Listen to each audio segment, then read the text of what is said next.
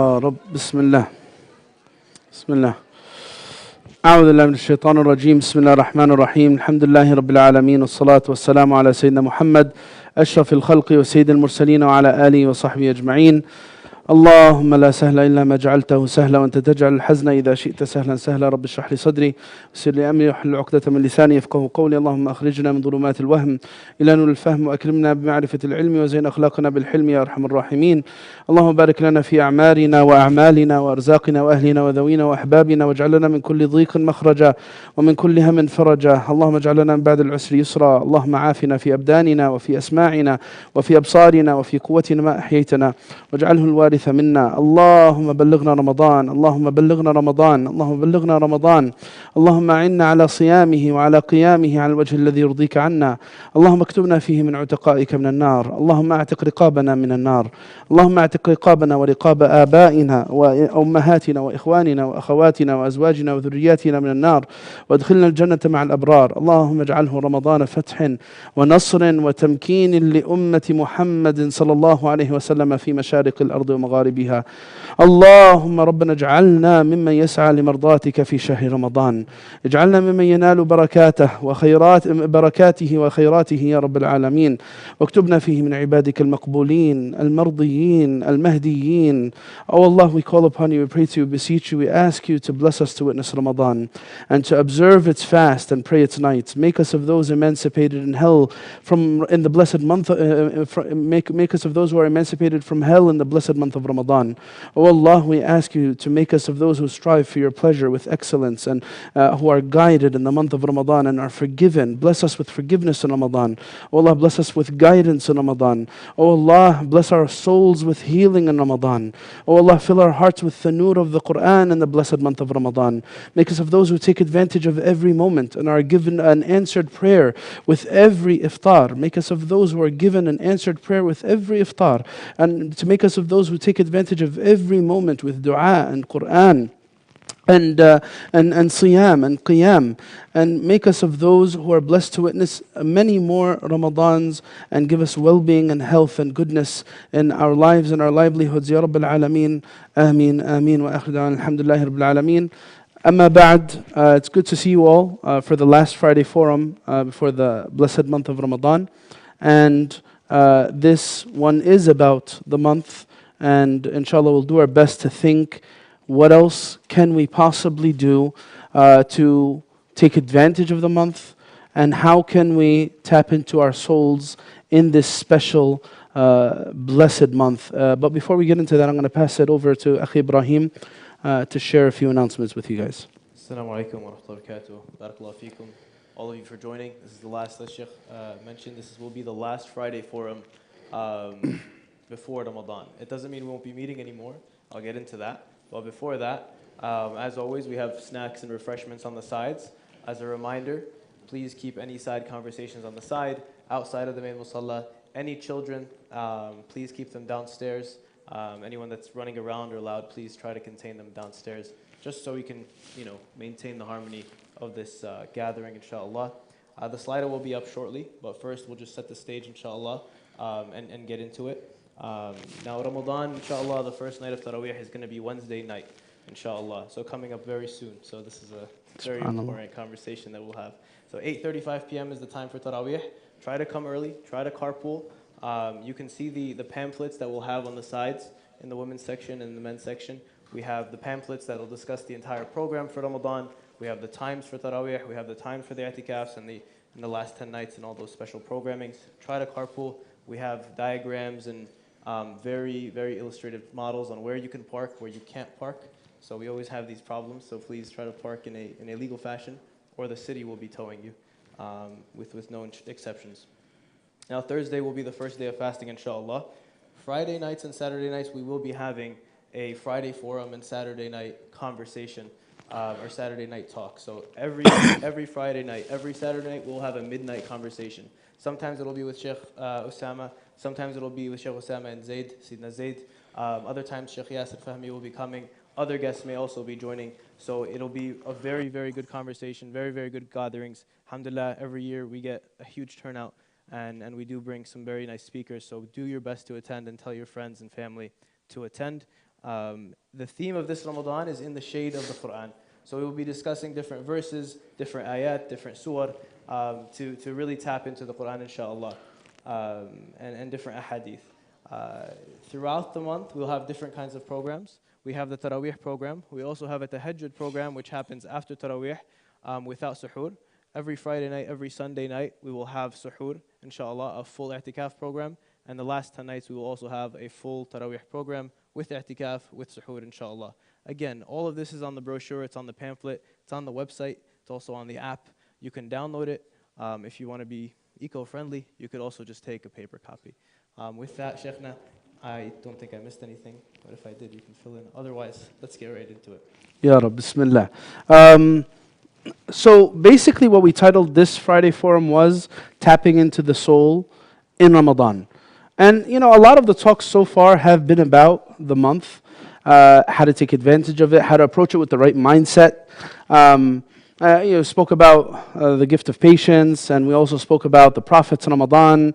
And of course, I'm sure every single one of us is, thinking of how to balance between their responsibilities and what they're hoping to get from the spiritual blessings and the spiritual experience of the month. And that's not an easy thing sometimes, especially if you have a lot of things on your mind, a lot of responsibilities towards work or school or family, or all of the above. And it needs thought and calculation, and it needs prioritization, an idea and a sense of what's a priority for me as a person. And worship is just such a vast term that's very inclusive of all of what we just said. It's a very inclusive term that's not limited to the ritual prayers, even though that's what's magnified in the month of Ramadan, those ritual prayers from fasting, qiyam, reading the Quran. But even with that, every one of us has their own unique challenges in this regard. Some people might find fasting extremely difficult. And what it causes to their bodies in terms of headaches, migraines, caffeine withdrawals, weakness of body. Some people might find it extremely difficult to read the Quran because they can't connect with the Arabic, but they could read the translation, but it doesn't have the same feel, because of course reading the translation will never be like reading the actual Arabic. Some people, find it difficult to get used to some other things in the month, like staying awake all night for i'tikaf. So, what are my strong points? What are my weak points? What can I capitalize on? And what are the most significant features of this month that I should not miss out on? Something that everyone should have in their Ramadan experience. That's what I'm hoping, that's what I'm hoping this type of discussion will cover. Now, but before getting into that, of course, I know this is not up there. I don't know if it's Ahmed. We sent the link on the Friday forum chat. Oh, we do? See some questions coming in. All right, good. So we just don't have the barcode here, but if you guys are on the group, then you could send the questions. So please mention your specific challenges in that, so that it'll give life to this discussion. But before getting into that, I did want to discuss a few critical things, and that is, we did mention that Ramadan is the month of patience. That's one of the names it's given, right? I think we might have mentioned it in the last Friday forum. I can't remember, to be honest with you. Who gave it that name? It's in the hadith of the Prophet sallallahu alaihi wasallam. Prophet sallallahu alaihi wasallam, he says, صوم شهر الصبر وثلاثة أيام من كل شهر يذهبن بوحر الصدر. Fasting the month of patience, and 3 days from every month, that's referring to 13, 14, 15, the white days, do away with the shaitan's impact on the heart. That's what the Prophet ﷺ says. It's an authentic hadith. And by naming it the month of patience, it gives us a lot to reflect on in terms of what we're celebrating when we celebrate Ramadan. In fact, in the Quranic usage, there's a verse that says, وَاسْتَعِينُوا بِالصَّبْرِ وَالصَّلَاةِ يا أيها الذين آمنوا استعينوا بالصبر والصلاة وإنها لكبيرة إلا على الخاشعين. seek assistance in sabr, which we translate as patience, and salah. And indeed, it is only a burdensome task except on those who are people of khushu', humble submission. You guys know this ayah? Anyone know this ayah? What surah it's in? What surah is it in? Surah Al-Baqarah, mashallah. Surah Al-Baqarah. Sabr here is actually interpreted as, not as patience, it's interpreted as fasting. Seek assistance in fasting and in prayer. Because one of the names of fasting is sabr. Because fasting is supposed to do something to me as a person. It's supposed to build my capacity. It's supposed to create urgency, right? And these are critical qualities, by the way. That's why in the khutbah last week I mentioned, hey, you know what? You want to fix those things in your life that you seem to be struggling with, and the direct fixes aren't working. Sometimes the indirect fixes will resolve a whole lot. Sometimes you might find anger could be resolved by tapping into spirituality. Arguments between family members.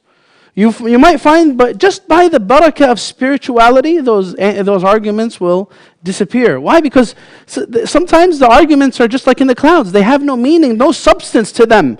But the core problem behind them is a lack of connection of the soul with Allah Azza wa Jal. Sometimes, you know what? Sometimes some marital fixes are by having a better Ramadan. Just focus on spirituality.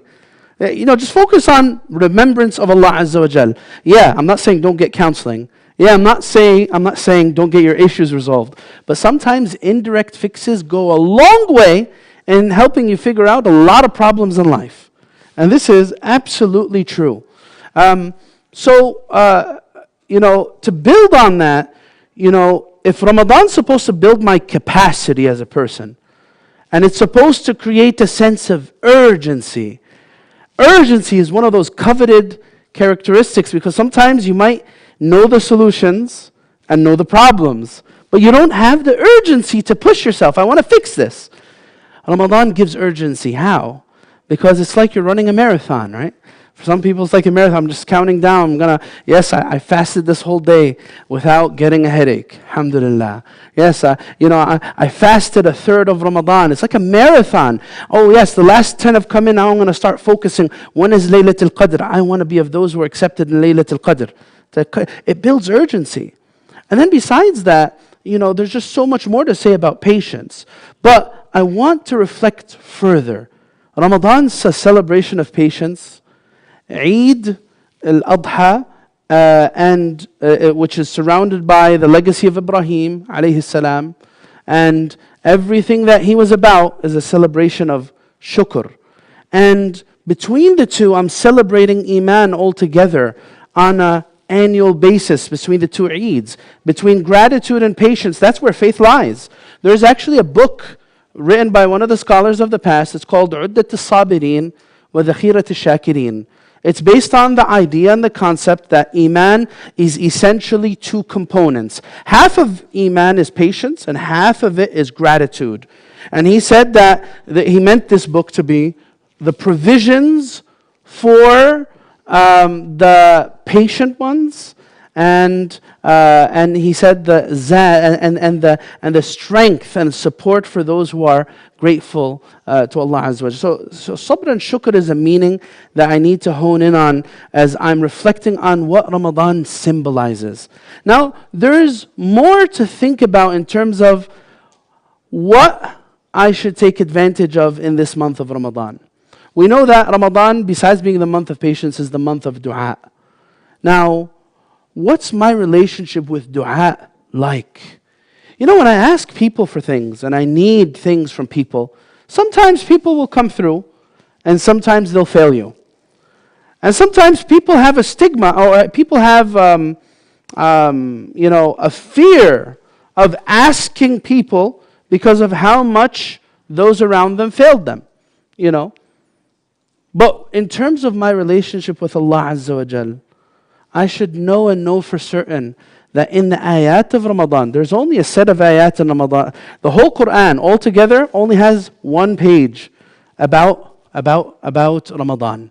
no other. In those ayat, Allah is telling me, hey, call out to me. You will find that I won't fail you. Allah Azza wa Jal doesn't fail His servants. There's a beautiful hadith that says that Allah is generous and Allah will not turn away the hands of His servant when He raises them up, sincerely turning to Allah Azza wa Jal. يَسْتَحِي أَنْ يَرُدَّهُمَا صِفْرًا خَائِبَتَيْنِ. So if Ramadan's the month of du'a too, and Allah is telling me, and when my servants ask you of me, then I am near, I must realize, hey, you know what? Throughout this month, I should try to feel Allah's nearness. I should try to feel it. I should try to feel it every time I make du'a. And what does it mean to feel it exactly? Is to have a sense of certainty Allah's going to answer.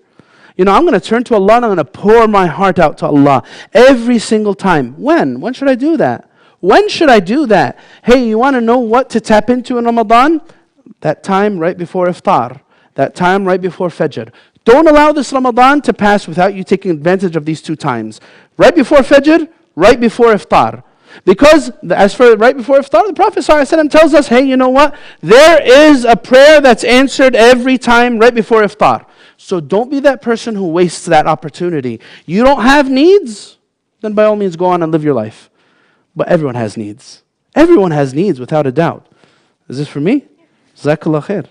Thank you. It's very kind of you. Oh, wow. He pulled out the water from the pockets. Allahu Akbar. MashaAllah. Experienced. I didn't expect that one. Yeah. All right. You have needs.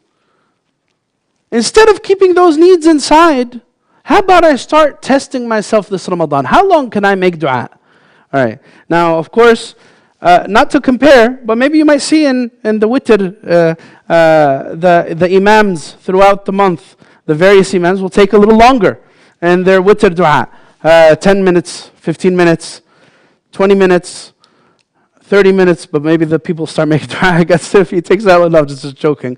But, Jazakallah khair, Sidi. But seriously, maybe I need to try to push myself in this regard. How long can I make dua? Have you ever tried to make a dua for longer than a minute? Maybe I should try to time myself. Maybe I should try to aim for 5 minutes. Can I sit down? Because it takes a lot of discipline and a lot of thought. It's not about the 5 minutes or the 10 minutes or the 20. None of that. No. It's about the sincerity. That's what really matters the most. Am I going to make dua sincerely? But sometimes that sincerity is honed when I learn and train myself to just pour my heart out to my Creator. Let me train myself. Every night, you know what? I'm going to try to do this. 5 minutes. I'm going to dedicate it. I'm not going to stop making dua until this 5 minutes passes. It'll train me to start thinking about everything in my life, and instead of just allowing it to rub me the wrong way, like, oh, this person bothers me because they're like this, and this person bothers me because they talk like that, and this person bothers me because they act like that. Instead of just allowing that to just like, stay in your heart, pour your heart out to Allah. Oh Allah, help me figure out my relationship with my mother, with my father. Oh Allah, bless me to gain the rida of my parents. Oh Allah, I ask you to bless me and my rizq. Oh Allah, help me figure out my health. Oh Allah, help me win over the heart of my sibling who seems to be holding a grudge against me. Oh Allah, help me win over the heart of a friend who I feel who wronged me. Oh Allah, help me in this and help me in that. This is what I need to do this Ramadan. And you will find it very spiritually soothing that if you're able to push yourself to the limits in voicing your concerns to Allah. And you know what? Instead of just doing that, instead of mentioning my problems alone to Allah, let me mention my brother's problems to Allah, the ummah's problems to Allah. Hey, you know what? You want a nice way to get your dua answered? Make dua for others. Let me try to do that. How often have I made dua? Yeah, I know that, it's like the the repeated du'as that the shuyukh make, the du'a for Gaza and Syria and Turkey and kada, kada, kada. But, have I as a person sat down and tried to make du'a for the ummah of Muhammad sallallahu alayhi wasallam from my heart to help everyone right now who's experiencing poverty, help everyone right now who's experiencing, being an orphan or experiencing all kinds of disease and illness, or experiencing loss of their homes and loss of their livelihood. Have I ever sat down to try to push myself to make dua for my brothers and sisters? You know what? This is one of the best ways to get your dua answered. You want your dua answered? Make a dua for someone close to you too. Like say if I like Ibrahim, I love him for the sake of Allah. Let me make dua for Ibrahim so that the angel says, وَلَكَ بِمِثْلِهِ. Let me do that, right? Why not? Let me have a list of people that I constantly mention in dua throughout the month of Ramadan. So these are just ideas because Ramadan is the month of dua. Now, what else is Ramadan about? So we learned about patience, and we said it's the month of dua because that's what the Quran tells us. In those verses about Ramadan, we also hear it's the month of Quran. The month of Quran, and there's something really significant. It's like it's a gem. Pay attention to this. Why was fasting prescribed upon us in these verses? If you know the verses, why was fasting prescribed for us as an ummah? Why? Who knows? To develop taqwa. To develop taqwa. Now let's take this. We need to understand what taqwa is. That's true. But it's a very repeated concept. I'm going to come back to it in a minute. Who benefits from the Quran? Let's see if any of you guys know the beginning of Surah Al-Baqarah. Alif Lam Mim. ذَلِكَ الْكِتَابُ هُدًى لِلْ. Okay. I hear it very muffled, by the way, because I can't hear anything out of this ear. I have an ear infection. Make dua for me. Maybe it'll heal quicker if you make dua for me. So, هُدًى لِلْمُتَّقِينَ. It's a guidance for people of taqwa. There is a special gem here, if you think about it. The month of Ramadan is the month of the Quran. What does that mean? Not just that the Quran was revealed in Ramadan, but the whole month is oriented in a way that it will fix my soul and position me spiritually to be able to access revelation, because not everyone can benefit from the Quran. Because the Quran isn't meant to be benefited in light of just being a book of information.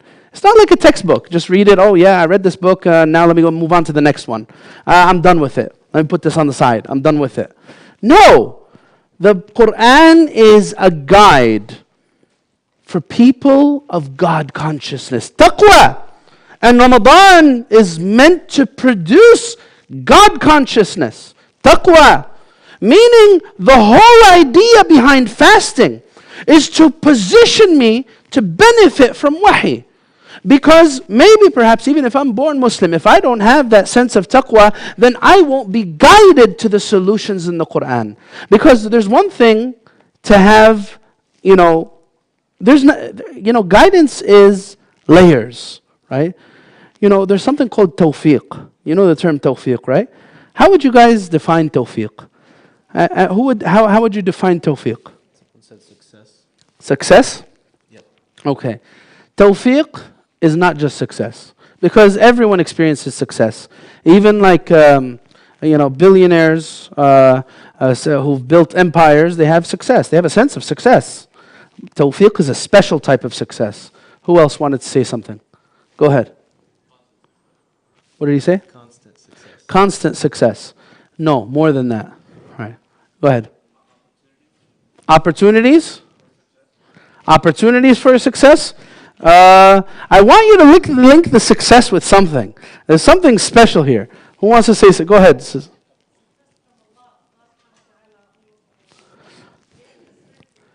Tawfiq is success linked with Allah Azza wa Jal. That's because that's what true success is. Tawfiq is Allah Azza wa Jal gives a sense of tawfiq and divine aid to some of His servants. That's what we call tawfiq. Now, it's a form of divine aid for me to actually access the subtleties in the Quran. That's why you will find someone will read the Quran cover to cover, and it will not change them an ounce. Nas'Allah salama al-afiyah. Nas'Allah salama al-afiyah. Allah tells us about a people, وَإِذَا تُلِيَتْ عَلَيْهِمْ آيَاتُهُ زَادَتْهُمْ إِيمَانًا وَإِذَا تُلِيَتْ عَلَيْهِمْ آيَاتُهُ زَادَتْهُمْ إِيمَانًا. Right? And then, and there's another verse about the munafiqeen that says, يَقُولُ أَيُّكُمْ زَادَتْهُ هَذِهِ إِيمَانًا.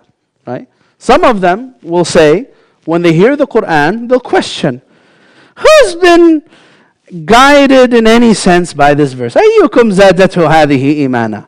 But Allah affirms, إنما المؤمنون الذين إذا ذكر الله وجلت قلوبهم وإذا تليت عليهم آياته زادتهم إيمانا. There are people that when the Quran is recited to, it affects them and it changes them and inspires them. So you'll find that someone will read the Quran and walk away with no benefit, and someone else will read the same exact words, yet it'll transform their lives altogether. That's tawfiq. That's tawfiq. Now, if you think about this a little bit more, you'll find that tawfiq is stemming from a condition of the soul that Allah Azza wa Jal accepts and is pleased with. If I do my part, then Allah, by His mercy, will bestow tawfiq. If I do my part in cleaning, how can I get tawfiq if my heart's full of oppression towards others, full of diseases? That if you were able to look at my heart, you would see a swamp of infestation with all different kinds of, rancor, bad assumption, arrogance, ostentation, all these kinds of diseases that makes the individual spiritually ugly. But then, if the heart's pure, cleansed, if it went through a spiritual cleanse, now it could read wahi and benefit from wahi. That's what it's about, brothers and sisters. That's what it means to tap into the soul in Ramadan. Because, and again, this is not to say that finishing the Quran twice or thrice is not beneficial. No, sometimes that could happen through that. But the end goal needs to be clear. The end goal needs to be clear. It's about me benefiting from wahi, changing my life. That's why it's the month of change. These things aren't cliche. They're not just, empty slogans that we mention about Ramadan. They're true meanings that symbolize the month of patience, the month of ease, the month of dua, the month of Quran, and much more that we could say about that. But that's what I have for the beginning. And if we have questions, if you could add to it. Questions, alhamdulillah. But we said a lot of things, so maybe we can break down a little bit. Ahlan wa sahlan.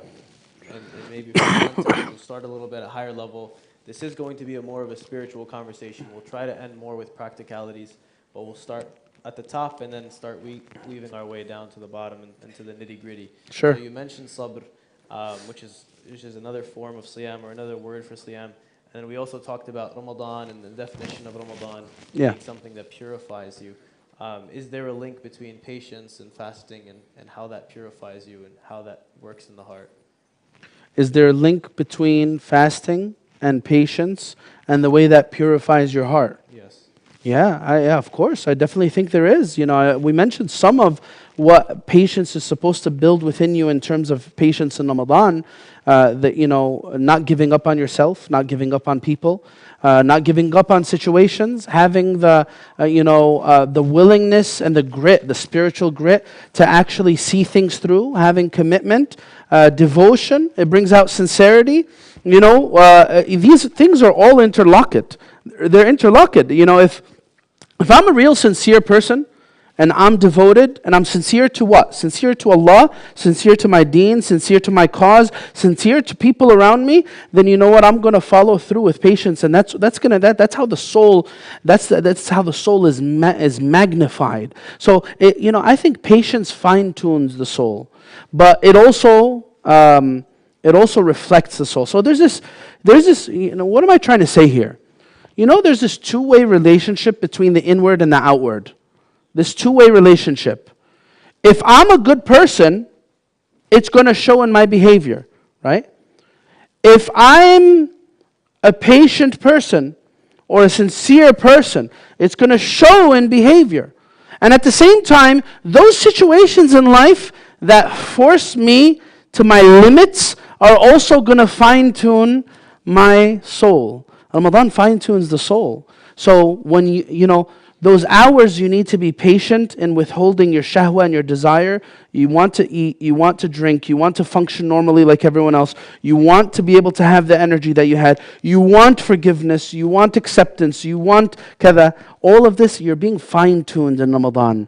That's why by the time the last 10 come, you'll find that, the soul is ready. You'll find a lot of people, they'll be doing things in the last 10 they would never imagine doing outside of Ramadan. They'll be praying a whole lot, making a lot of dua. They'll be crying in salah. They'll be experiencing spirituality that it just becomes like this adrenaline rush.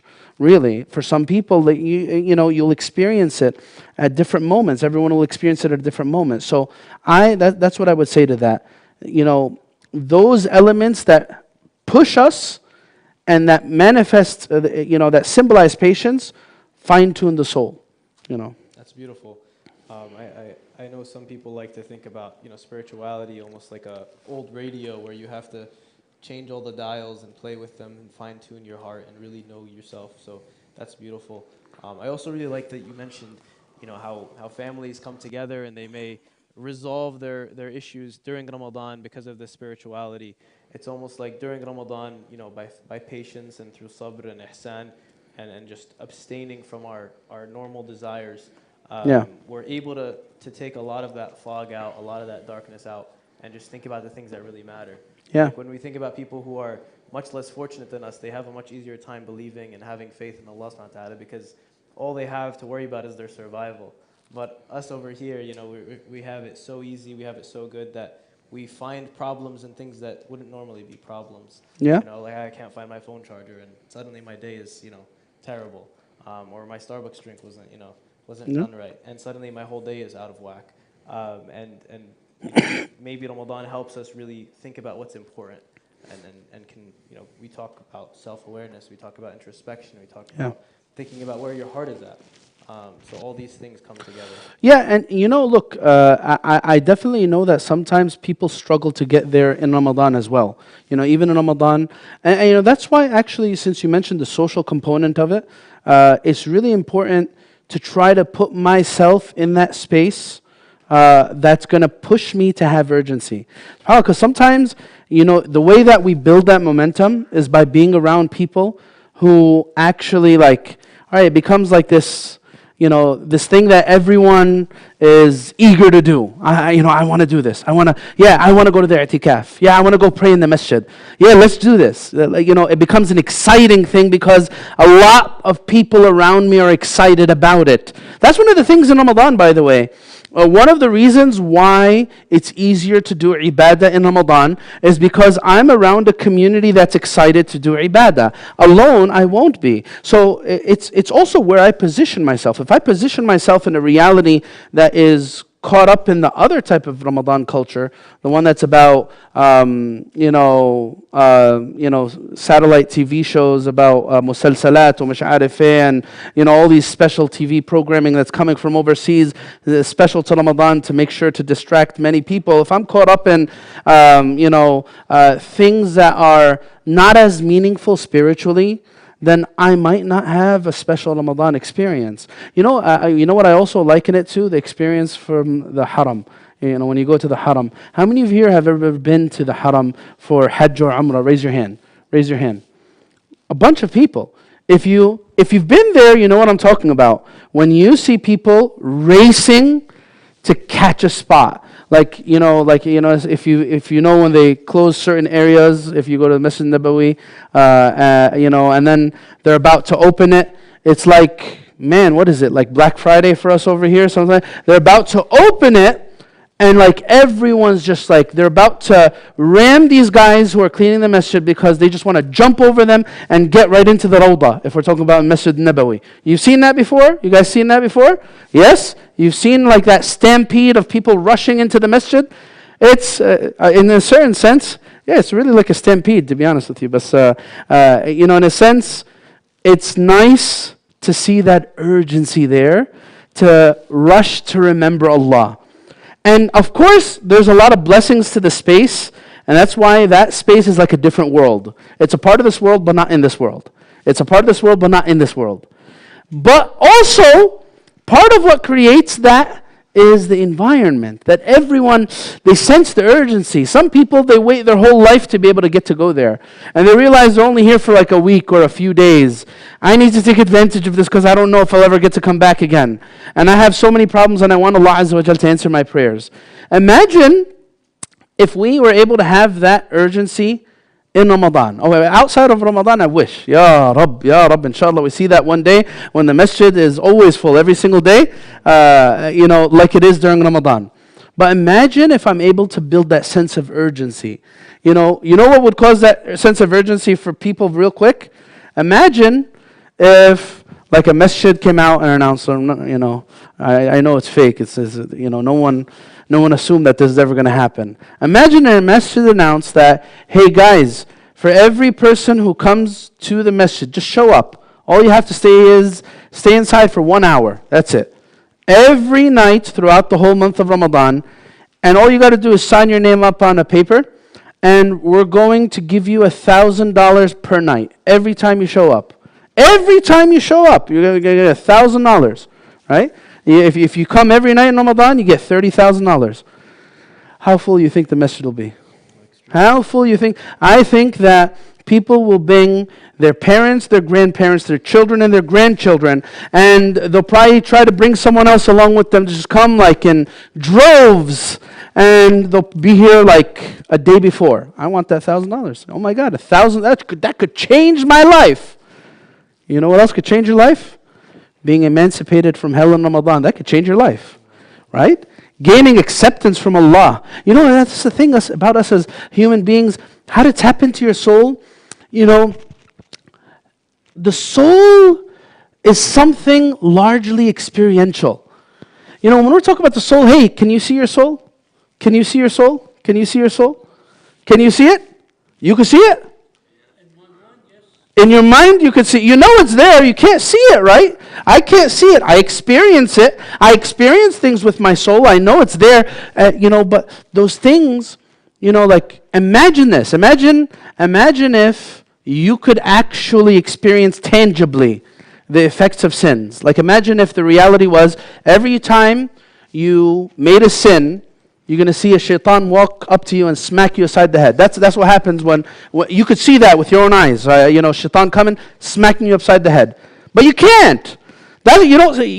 So the scary things about sins are you only see the effects of them when they end up taking a toll on your life. It's like one of those, like the silent killer. They mentioned like diabetes and stuff like that. Yeah. You don't see it happening until it happens, and you got to get on meds. So that's the reality of life. When we're talking about the soul, why do you think so many of the verses in the Quran are experiential in nature? There's a lot of artistic things in the Quran. Allah wants us to imagine, wants us to see, wants us to feel. Hey, you know what? What do you feel when you make sujood for a long period of time? What do you feel when you push yourself to make dua? What do you feel when you go for a full course of fasting, right? For 30 days. What happens to your soul? How do you feel? You feel better? You feel clean? You feel good? You feel more hopeful about life, right? And then Eid comes and all those feelings quickly get forgotten, right? So that's the thing about spiritual things. You need to feel them out because you can't see them in front of your eyes, just like you see tangible things. Right? Allahu Alam. Barakallahu feek. There's a lot of questions here. Before I get into one, I'll preface it with another question. This is something that comes up a lot. People ask, when it comes to Ramadan or before Ramadan or in general, is it better for me to do more good deeds and do every good deed that I can, or is it better for me to let go of certain sins? What is better for me in the grand scheme of things? Is that even the right question? Yes, it's a right question and it's a good question. They say that درء المفاسد مقدم على جلب المصالح. Removing toxic elements and corrupt things takes precedent over drawing benefit and bringing goodness. They also say that takhalli comes before tahalli. That cleansing comes before beautifying. That's just like, it's just like plain logic. If you want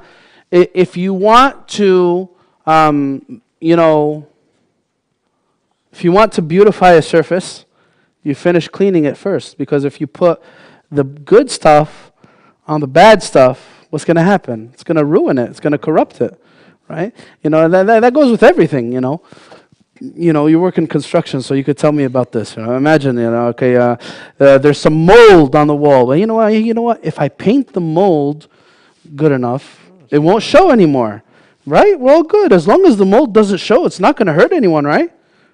Or is that true? No comment. As long as the mold doesn't show, it's not going to hurt anybody. Yeah, there's asbestos, مش عارف ايه. Or lead, I'll just paint over the lead. And you know what? By the time the paint starts peeling off and the lead shows, مش عارف ايه, I'll be long gone. I'm all good, right? Next guy's problem. Yeah, next guy's problem, right? So, no, I'm just joking. But that's just to give you guys an example. Yeah, I need to clean what's there first before I'm going to build upon it. So yeah. But you know what? Don't sell yourself short. That's what I would say. It's not a mutually exclusive process. It's actually, they go hand in hand. You know why? The Quran says this. What does the Quran say? إِنَّ الْحَسَنَاتِ يُذْهِبْنَ السَّيِّئَاتِ ذَلِكَ ذِكْرَى لِلذَّاكِرِينَ. So yeah, I need to remove toxic elements and that takes precedent. But sometimes, what do you do to purify an area? You flood it with goodness. To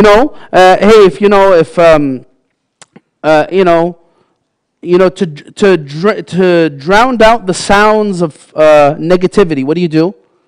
Bring a whole lot of positivity, right? If there's one voice that's speaking out and that voice is negative, it's going to make everyone feel negative. But if you have 100 voices surrounding that one person who's being negative, speaking very positively, you know what? That voice that is negative is no longer going to be there anyway. It's going to, I'm going to need to leave the room, right? Too many positive people here for me, right? I'm going to need to leave the room. Too many positive people, right? Let me be that positive light.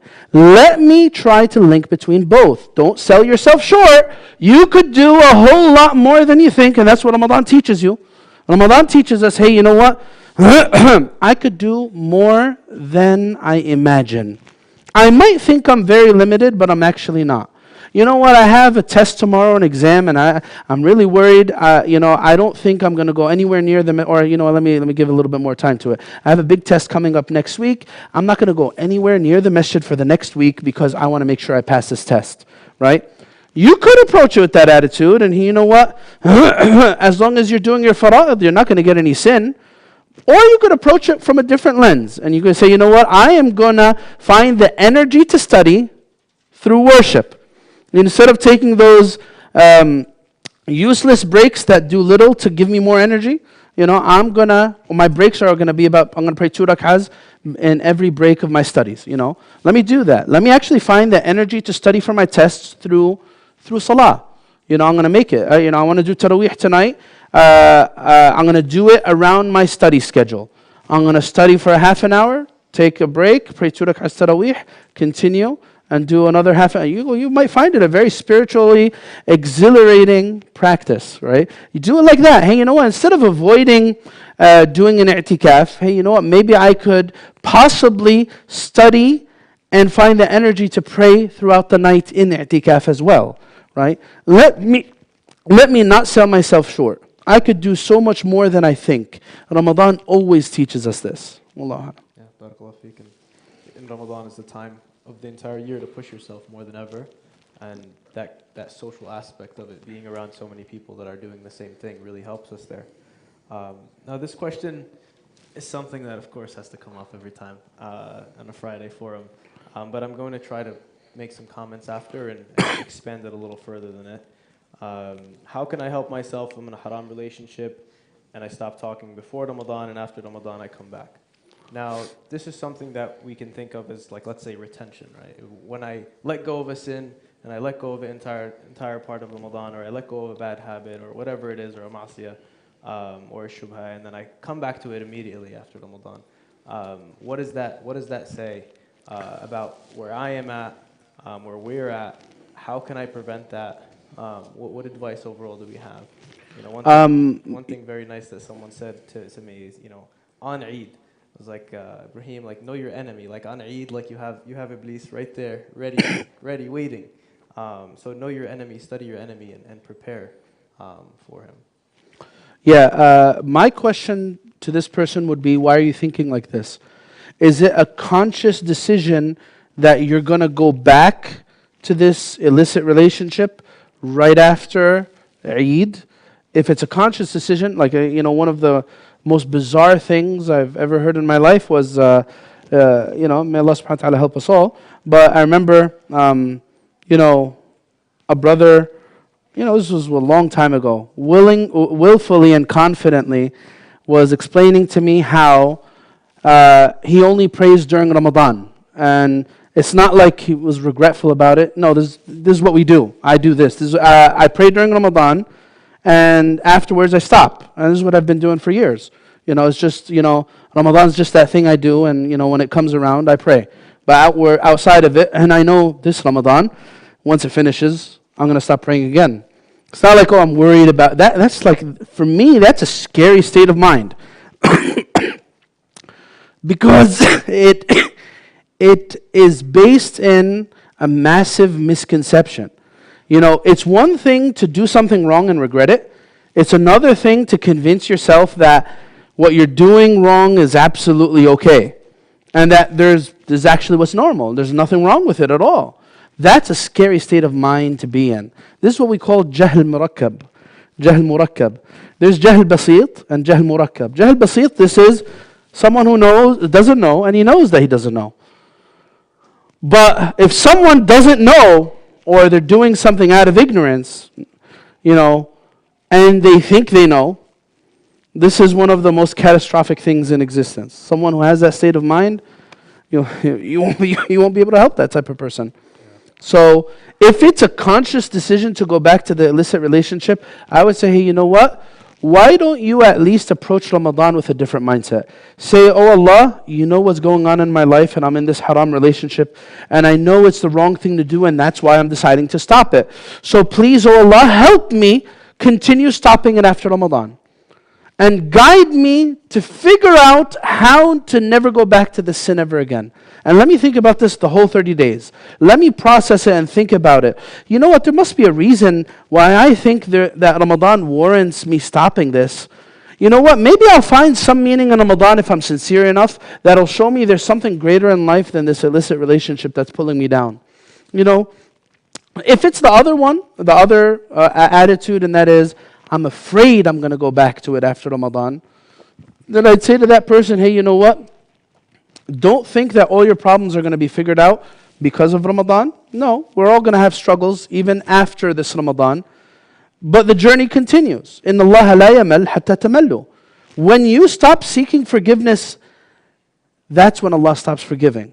But as long as you're truly seeking it and you really regret it and you're going to try to get past this, and Allah knows who's sincere and who isn't. Don't tell me you're sincere. That's between you and Allah. Don't tell me you're sincere. It's between you and Allah. Allah knows what's in your heart. If you're really sincere, then make a lot of dua for Allah to help you not to go back to it. And that's all we could really try to do. You know, it's again this constant battle and this struggle. You know what? For this type of person, maybe what you need is some advice. Because sometimes certain things, they become, they become toxic attachments. The reason why I'm in this relationship is because I don't know how to get out. I got so used to this person. She's been my girlfriend for 3, 4, 5 years, and I don't know how to walk away from it. It became a part of my life. I'm trying to become a better person, but I just don't know I don't have the heart to remove this person from my life, right? Maybe you need advice. Maybe you need to sit down with someone to give you perspective on what will actually be more fulfilling for you in the long term. That's what you might need. Not just dua, but alongside dua, get advice. That's what I would say. I think also there's another layer to this, something that we were always taught. How do you know that your Ramadan is accepted? Or what are one of the signs that your Ramadan is accepted? And it's that, you're able to carry out some energy. You're able to come back a little bit stronger than you entered Ramadan. Sustained change. Others, unfortunately, may struggle, and they'll go into Ramadan and end up in a worse off place, maybe, if they're around the wrong people. Yeah. But it's almost a challenge to yourself. Well, I want my Ramadan to be accepted, so because of that, I'm going to maintain my fara'id, I'm going to avoid sin, so on and so forth. Yeah, no, it's the hallmark of sincerity. Exactly, like you said, the continuation of good actions is the hallmark of sincerity. How sincere are you? Well, how steadfast are you upon doing goodness? If I'm able to remain strong in doing goodness, it's a sign that, there is a genuine push forward in the heart. May Allah Azza wa Jal help us figure that out. Ameen, ameen. Yeah, no, it's hard work for sure. And I think we have some questions from the crowd. Tafadhal.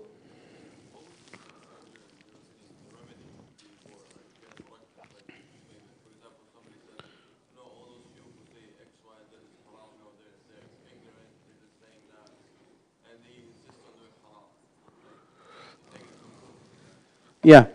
So He's saying it's makruh. Of jahl murakkab. What's the remedy for jahl murakkab, compound ignorance?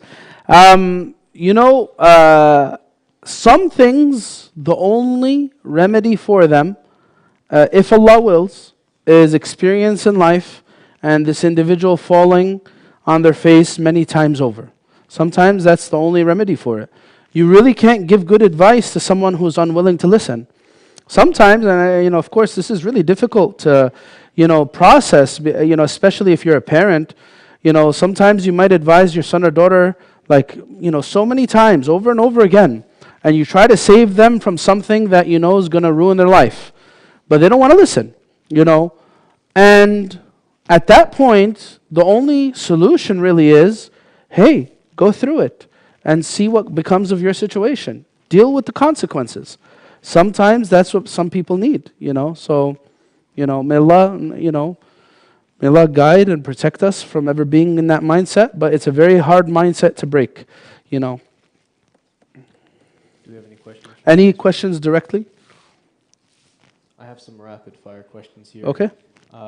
When leading Salat al-Witr for yourself, is it permissible to say dua in English or any language other than Arabic? No, dua in salah should be done the way that the Prophet ﷺ taught us to do it, and that should be in Arabic. Dua outside of salah could be done in any language, and you could make as much dua outside of salah that you want, right? So witr is done in a specific way. You cannot do witr in English. Does hugging, kissing your significant other break your fast or wudu? Does hugging or kissing break your fast or your wudu? In terms of your wudu, it's going to be there's a good difference of opinion about that.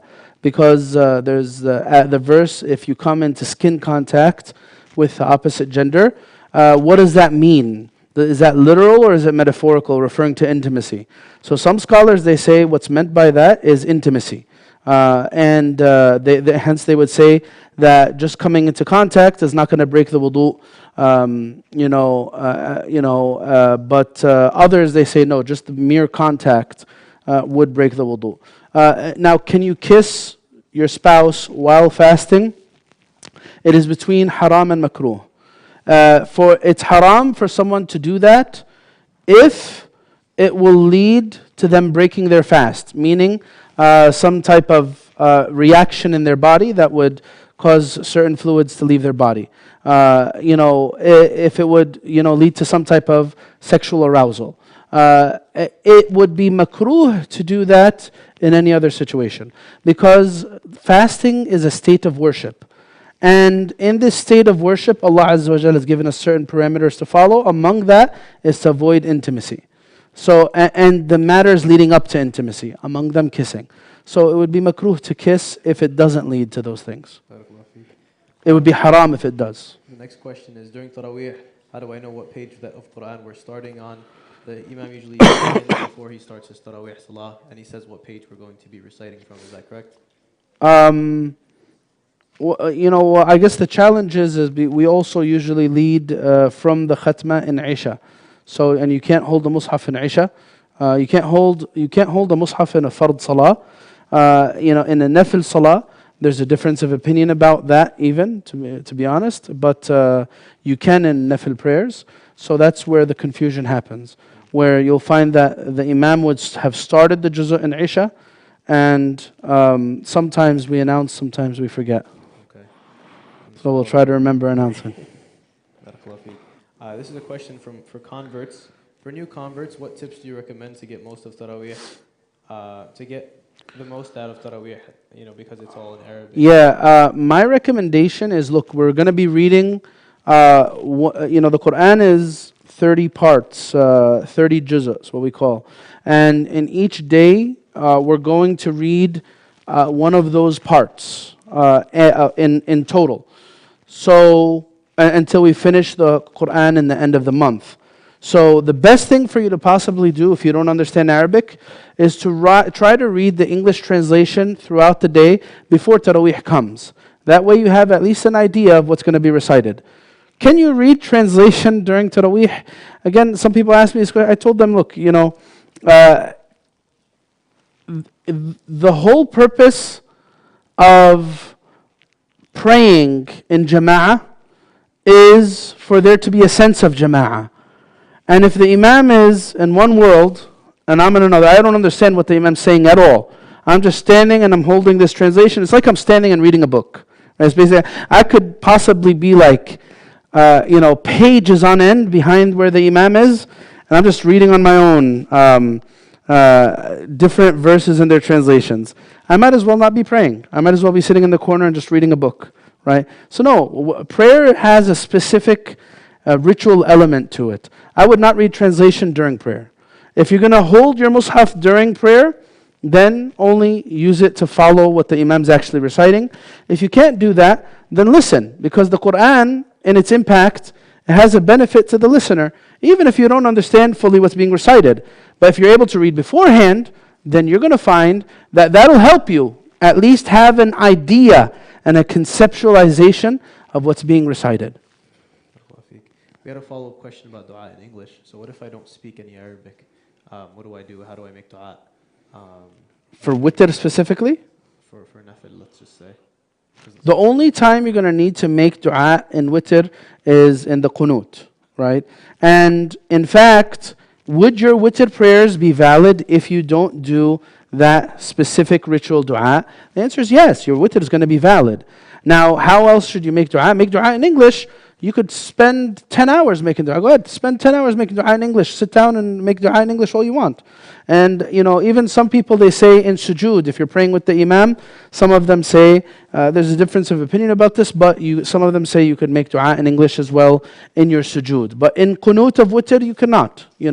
It's a very specific dua. It's limited.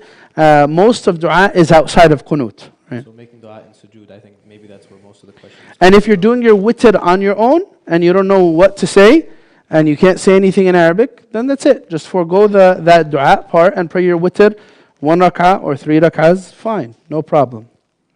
And for sujood, you said there's a difference of opinion there? Yeah. Okay. Back to we'll see. Does the audience have any questions before I get back into these? Any direct questions before we get back into these? There's a sister over there. Over here. Go ahead. Alaikum salam.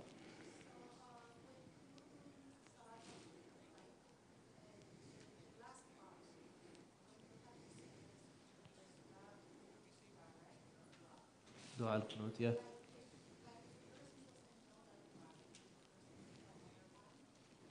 So if someone doesn't know Dua al-Qunut during the time to make it in witr, can they make a different dua, or that time is reserved purely for dua al-qunut? The dua of qunut, sister, you don't need to make the specific dua. Even if you know another dua in Arabic, you can make it, no problem, inshallah. They say the least of what's considered in qunut is something that has dua wa thana, something that has an element of asking Allah and praising Allah. So if you were to say, Allahumma ghfir li ya ghafoor, this is qunut. Oh Allah, forgive me, you are al-Ghafoor, this is enough. That's it. It's very short. The next question is, can you please explain what exactly rizq is and how to increase it during Ramadan? Rizq is, we often translate it as sustenance, provisions. It's something more than money. We believe that Islam is a form of rizq. Having children is a form of rizq. Knowledge is a form of rizq. Knowing the Quran is a form of rizq. Being able to fast is a form of rizq. Basically, sorry? Health is a form of rizq. All of this is a form of divine allowance. So that's what we would say for rizq. And then what was the other part of it? How do I increase it during Ramadan? How do you increase your rizq during, doing al-amal al-salih, doing acts of goodness, doing acts of benevolence, doing acts of service of others. All of this increases rizq, increases it in amount and increases it in barakah. So when we come to questions, when we come to talk about ibadah, dua, salah, siyam, how can I make sure that it's sincere? How do I, because you say it's between me and Allah, but how do I know it for myself that it's sincere? How do you know that your prayers are sincere? My ibadat in general. How do you know that your prayers and your ibadat are sincere? Look, sincerity, there are signs of sincerity. Among the signs of sincerity are that the individual does not, the source of inspiration of increasing an act of goodness is not praise, for example. Meaning that the person does worship in private even if there is no praise. Another sign of sincerity is that the person sticks with it, doesn't quickly give up. Another sign of sincerity, so basically they say that one of the biggest keys to sincerity is to do things in private that no one else knows about. So how do you know if it's sincere? Well, how willing are you to remain consistent in doing it, even if you're not getting any return on investment or anything back immediately, right? How committed are you? That's, I would say, the biggest sign of it. So there's a few questions about this in terms of the importance of, do I finish reading the Quran? Do I try to memorize more Quran? Do I try to do tafsir and understand what I'm reading? What's the difference between tafsir and tasmi' and hifz? And I would, in Ramadan? Look, that's a good question. I would figure out what you're strong at. Figure out what you're strong at. And make sure you capitalize on it most, but make sure you give yourself a flavor of all the different types of worship. So say if your strong suit is recitation, it's easy for you to recite Quran. You know what? Then excel in that. Take advantage of that and capitalize on it and read the Quran a lot. But you have different readings of the Quran. You have a fast-paced reading to finish. And that someone who could read fast could do that easily. And then you have a slow-paced recitation that's to reflect. And I need to make sure I have some experience with that. Let me maybe dedicate perhaps, say if I have an hour to recite, let me dedicate 10 minutes to slow recitation with reflection, and the remaining 50 to fast recitation, as that another form of ibadah. What am I good at? What other types of ibadahs are there? Maybe I can make a list of this and say here, you know what? I don't know what I'm good at. I'm going to make a list of different types of worship. Giving charity, 1. Doing acts of service, مثلا helping people in need or helping around in the masjid, 2. Doing dhikr, 3. Doing dua, 4. Attending the masjid every night, 5. Reciting Quran, 6. Reflecting on the Quran, 7. Right? What else can I think of? What else can you think of? What other types of worship can you do during Ramadan? What other types of worship? Birrul Walidain, 8. Let me see. What else? Fortifying ties of kin, 9. What else? Seeking knowledge, 10. Let me try to make my Ramadan experience a nice wide variety of a lot of these things, but let me amplify and focus most on what I'm best at. Allah. Barakallah feek. Now, getting into spirituality a little bit, and maybe we'll close soon. I don't know how everyone is feeling, but it is late. It's 10 o'clock. Yeah. What advice do you have for people who struggle with the feeling and the feeling of sweetness in Ramadan? So there are people who don't experience the feeling of sweetness of Iman. What is an advice for people struggling with this? You know, what is the advice for people who are struggling to experience sweetness during Ramadan? I would say, hey, look, you know, if you're able to do step 1, which is remove toxic elements from your life, any type of sin, any type of negative distractions, you know, your phone, your social media, TV, whatever it is. If you're able to remove these 2 and it's still not working, then maybe what you need to do is push yourself to stay in the act of worship a little longer. You don't want to treat worship like people treat food. You want fast food? I'm just going to go, get it done with, right? Don't do that. You know, no, worship needs to be experienced. If you've never tried to make sujood for a long time, you know, there was one of the ulama, that's what he said, you know, if I feel a lot of hem, then what I do is I hasten to sujood and I don't leave it until I feel that Allah removes whatever I'm experiencing. Let me try that. You know what? Instead of rushing through my salah, up, down, up, down, up, down, let me just try to experience, hey, what does it mean to stay in sujood? What am I going to do in sujood? Am I just going to smell the carpet? No, let me make dua. Let me pour my heart out in this position, the most vulnerable position between the servant and his maker. Let me pour my heart out in sujood. And instead of rushing up, I want to stay in it until I start feeling something special. Maybe that's a solution. Maybe the solution is I'm not able, you know, because we get so used to fast-paced things. Like, you know, even with the imam, you know, with Taraweeh, right? So again, like the imam takes 5 minutes extra. 5 minutes extra in Taraweeh during Ramadan, people get annoyed. Man, Shaykh Tawwal al-yawm, right? But then they'll go outside and they'll like chat for 20 minutes with their friends. Oh, mashallah, alhamdulillah, life's all good, right? So, you know, sometimes I need to push myself a little further. That's why I said, you know what, sit down and force yourself to make dua.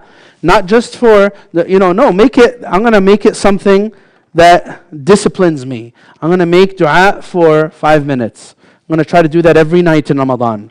You know what, let me try. I know this is really difficult. This is like, this could be like borderline torture.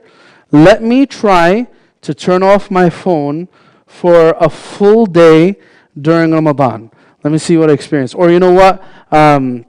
If I'm not going to turn it off, I'm not going to answer any calls unless they're emergencies, like my direct family. That's it. Let me try that for one day. I'm going to put it on the side. I'm not going to touch it at all. You know, it's the urge to touch it is really, really, it's a real thing, man. It's not easy to overcome that. But hey, you know what? That's why Ramadan's about disciplining the soul. You know, maybe that's what I need to do. You know, what else can I possibly do to start experiencing things spiritually? Like I said, maybe I need to force myself into the space. All right, you know, sometimes people, when they hear that, hey, by the way, you don't need to do Taraweeh and Jama'ah, you could do Taraweeh at home.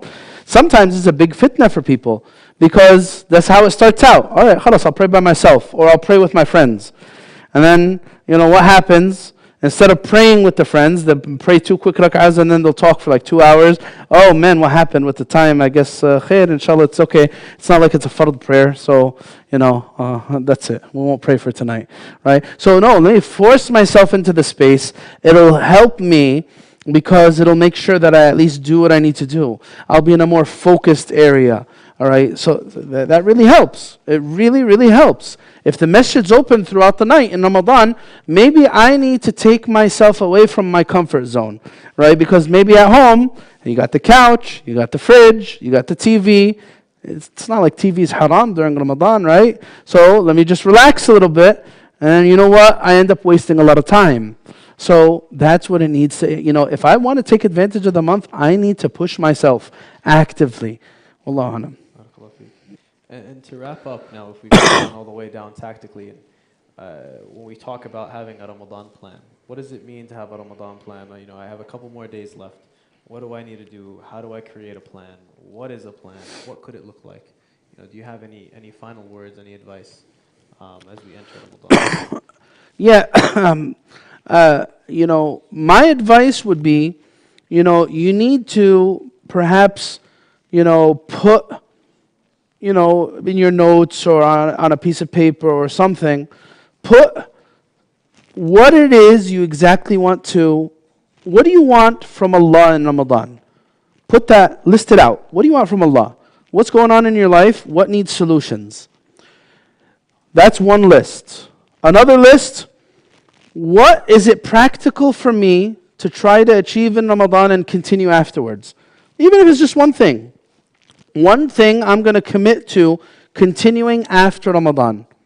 Let me pinpoint it what it is right now, and I'm going to put this in my post-Ramadan plan. So I have a plan for the month, and I have a post-Ramadan plan, right? Then, alongside that, let me list out all the different types of acts of worship and see if I could remind myself to incorporate something in this every single day. And then, let me make another list of things. Are those critical things in Ramadan that I should never miss out on? And we mentioned some of them. Pre-Fajr, pre-Iftar, the last 10, especially the odd. These are things that everyone in Ramadan needs to push themselves the fullest at these times. Right? What else could I add to that? So my fara'id. Let me list out what those things are that no one should ever miss out in Ramadan. And let me put that on a piece of paper. Let me put in my mind right now, what's my relationship with the masjid going to look like in Ramadan? Which days am I going to certainly commit to? Which days am I, khalas, I said these are definitely days I'm going to come. At least I have in my mind that said no matter what, I'm never going to miss this day and that day in the masjid. All right, what are the things I am absolutely going to commit to, and what's my relationship like going to be with the Quran, and what's my relationship going to be like with everything else and the other types of ibadat? Lauren, that would be what I would say. Make that type of plan, and I think that would hopefully help. Inshallah. With that, Fadl Haji.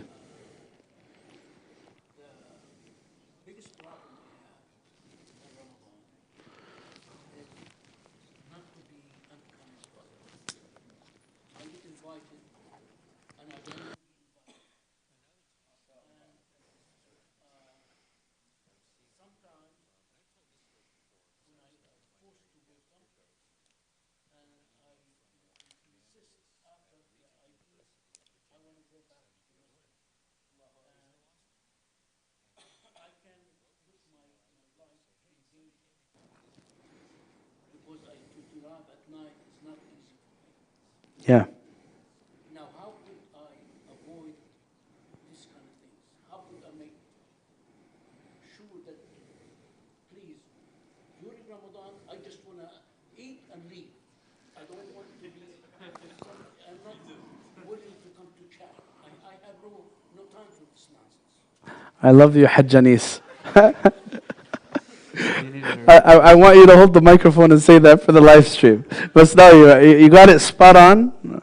No time for nonsense. Just feed me and I'm gone. Right? In summary, no. What's the best way to do a Hajj? People need to be more understanding. There's always everyone's always going to have a different approach and experience with ibadat. Not everyone's going to be the same. Some people, it is enough for them. SubhanAllah, everyone has their cup of tea. Some people like green tea, some people like black tea, and some people don't like tea at all, right?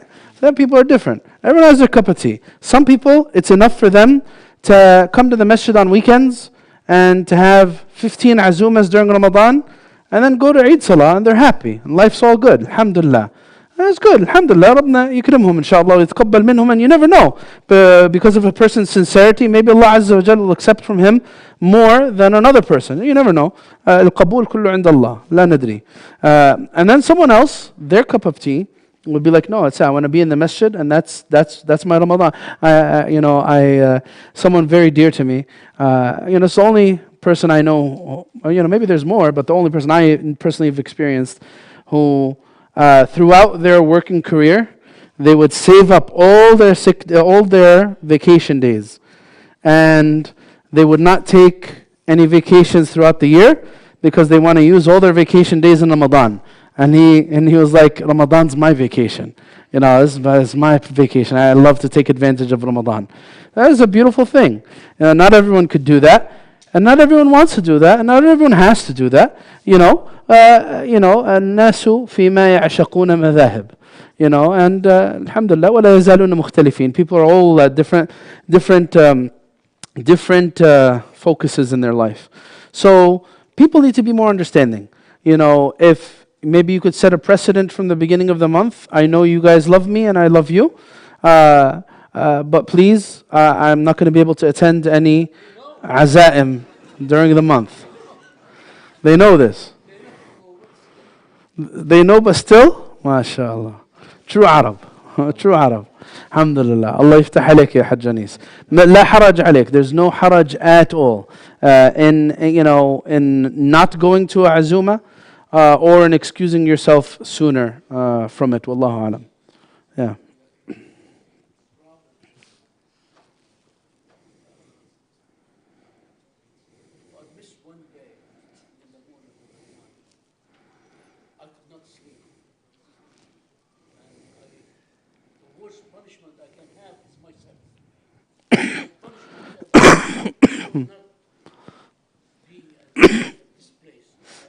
الله يريح بالك حاج أنيس. الله يكرمك يا رب. الله يفتح عليك. Anything else before we close? Brother in the back, we can تفضل. close with that, inshallah. The question is, how can one deal with the struggle of attention, ensuring that they're going into the month of Ramadan, solemnly to get close to Allah subhanahu wa ta'ala? Or for example, if he's doing good, that all the actions he does that is good, is solemnly for Allah's sake. We know that intention is a big part of Islam. So how can one deal with that overall intention? So شوف يعني don't I say this with these types of questions. Look, how do I know Allah accepted from me? How do I know I'm going to Jannah? How do I know kada? You don't, right? Just do your part and try your best and leave what's for Allah to Allah. Khalas, that's it. So, but when it comes to sincerity, like I said, how can you build a sense of sincerity? This is the question you should ask. How do I know I'm sincere? Well, if I think I'm sincere, then maybe I lack sincerity, right? Because one of the signs of sincerity is that you وَالَّذِينَ يُؤْتُونَ مَا آتَوْا وَقُلُوبُهُم وَجِلَةٌ. I don't know. ربنا حيتقبل مني ولا لا. I don't know. أنا مقصر. I'm weak. I'm vulnerable. But imagine if someone says, Wallahi, there's no one more sincere than me in all the lands, and I am a true mukhlis lillah. Allahu Akbar. Imagine, Wallahi, a'udhu billah, the head, whoop, the guy will float away from how much helium's in his head, right? No, you never say about yourself that you're sincere like that, abadan. However, what should I ask? How can I build a sense of sincerity? How do you build that? Do a lot of private actions that no one else knows about. Yeah, sure, there are certain things that you're going to do in public that everyone knows about, but the more you do private things that are between you and Allah Azza wa Jal, it will strengthen ikhlas. Wallahu alam. Yeah. Do we have also other questions? So how did the Prophet sleep during Ramadan with staying up all night worship? So the Prophet ﷺ would do something in Ramadan that he wouldn't do any other time of the year. And that is, he would revive the night in qiyam. The rest of the year he would sleep part of the night and pray part of the night. So how would he sleep? The Prophet ﷺ, if he doesn't sleep at night, I'm sure he's going to sleep sometime during the day, Prophet ﷺ. But do we have a hadith that explicitly tells us when he slept? I don't know of any when he slept during, but we do know that he slept, that he prayed the whole night during the month of Ramadan. And that was a unique feature of the month of Ramadan. تفضل.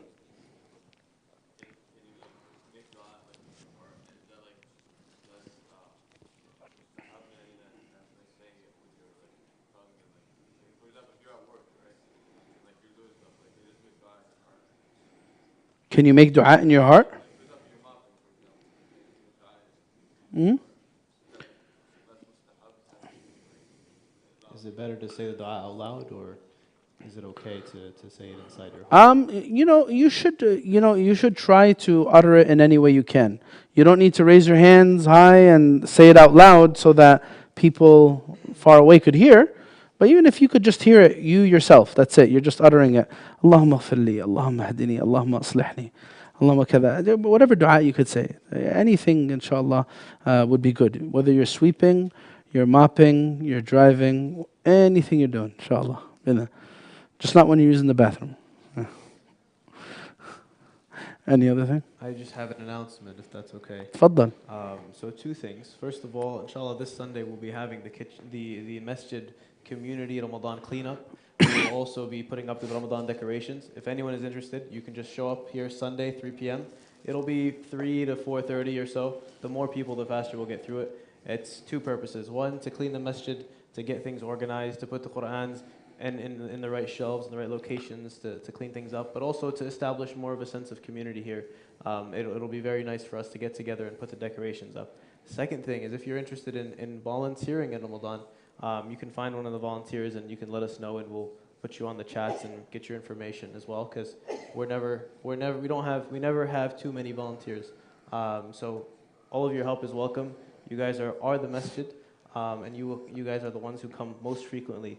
So for you to serve and to be here and to be a part of it, I'm sure it would be a beautiful thing. Jazakallah khair. Also, sorry, just one other thing. The Sunday, we have the Clifton Fanus lighting, guys, at 6 p.m. If you're able to make it, it's going to be in City Hall, 6 p.m. inshallah ta'ala. And also, next Friday we'd be meeting at this time, and not at this time, at midnight. There'll be the Friday Forum Ramadan edition. Inshallah. Is there? Huh? خلاص 11:59, yeah. There's a question.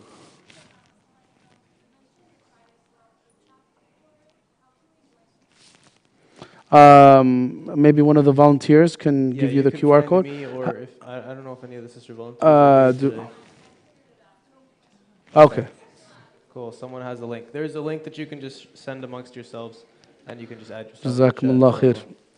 Subhanallah. Hamdik. Assalamu alaikum wa rahmatullah.